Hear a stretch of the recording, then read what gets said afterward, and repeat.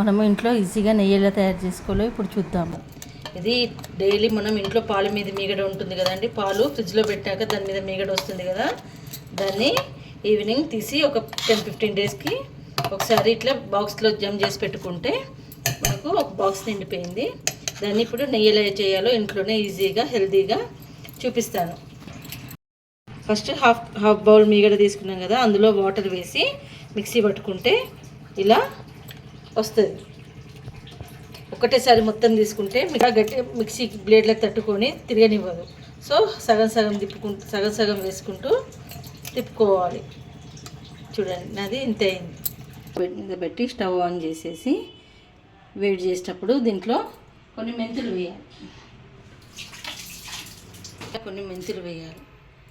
అప్పుడు మనకు కమ్మటి స్వచ్ఛమైన నెయ్యి ఇంట్లోనే రెడీ అయిపోతుంది.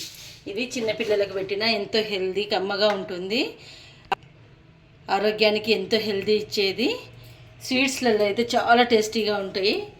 ఎందుకంటే ఇంట్లో చేసుకున్న స్వచ్ఛమైన నెయ్యి కదా, ఇట్లా మనం కొంచెం కలుపుకుంటూ ఉండాలి, పొంగుతుంది. లేకపోతే ఒక 5-10 మినిట్స్లలో మనకు నెయ్యి తయారైపోతుంది.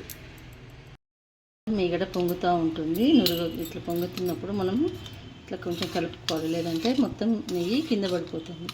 సో కలుపుకుంటూ మనం వేడి చేసుకోవాలి, దాన్ని మసలనివ్వాలి. 15-20 నిమిషాలు టైం పడుతుందండి నెయ్యి తయారు కావడానికి. మనకు నెయ్యి ప్రాసెస్ మొత్తం సిమ్లోనే చేయాలండి, హై ఫ్లేమ్లో చేయకూడదు. ఈ సిమ్లో పెట్టి వేడి చేయాలి. అలాంటి స్వచ్ఛమైన నెయ్యి నాకు 10 రోజులకు ఇంత వస్తుందండి. 100 గ్రాముల నుంచి 1/4 కేజీ దాకా వస్తుంది. సో మీరు కూడా ఇలా ఇంట్లో ట్రై చేసి మీకు ఎలా వస్తుందో చెప్పండి. నచ్చినట్టయితే, మీకు నా వంటలు నచ్చినట్టయితే నా ఛానల్ని సపోర్ట్ చేసి లైక్, షేర్ అండ్ కామెంట్ పెట్టండి.